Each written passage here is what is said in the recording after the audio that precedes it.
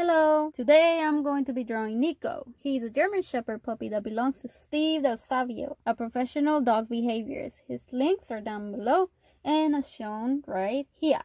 So as you're watching me draw Nico right now, I'm going to be talking to you about doggies. Puppies are just so freaking cute and everybody wants to pet them all day, but we need to hold back on that because that's actually the number one common mistake a lot of us make when we first bring a puppy home. And we tend to shower them with affection and a lot of love 24/7, and that's no. That's a no. That's no good.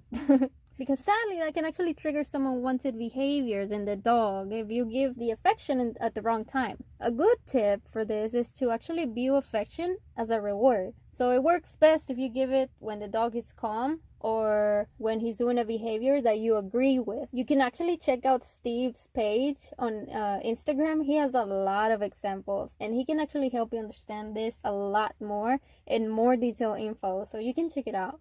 Now, what I'm about to say next is going to be super important, so keep in mind that once you bring a puppy into your home, you will respect all of your dog's instinctual needs, and you're never going to be selfish by only caring of your own, which we tend to do with the affection part.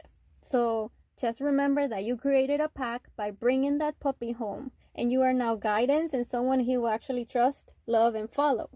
So we have to remember and we have to understand that dogs are not like us, from the way they communicate to how they function. So I'm going to tell you a little more about puppies. When they're first born, they actually start to navigate through smell using their nose to guide them to their mom.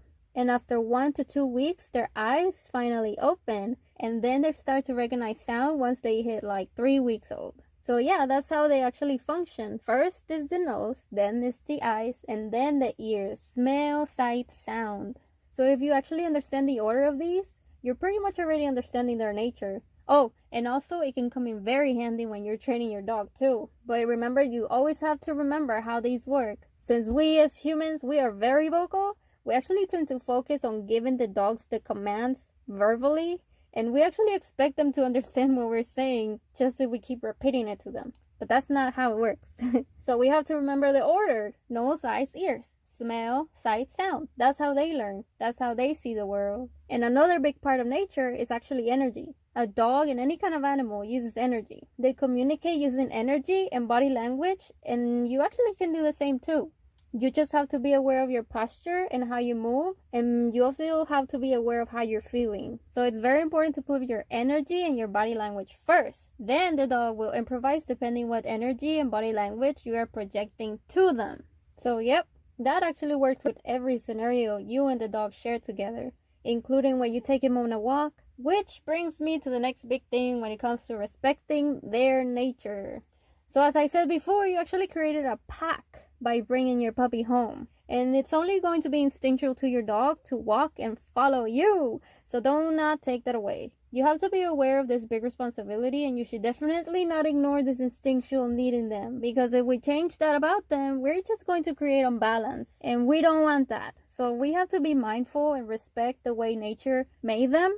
So since you already provided the dog with a pack to follow, the next step is just simply providing them with a walk. And there's actually a lot of benefits that can come from a proper walk with your dog too. Do you wonder why though? Because you are not working against their nature. You're just respecting and providing them with what they need to be balanced. So let's try to remember these things. Nature is balance. So if we don't respect the way nature created our dogs, we're only going to create unbalance in their lives. So I just hope I helped you understand them a little bit better and you realize what a big responsibility is to create a pack. So let's keep spreading the message of how important it is to be aware of nature's rules and to always respect everything and everyone that is part of it. We can always find balance just by being one with nature.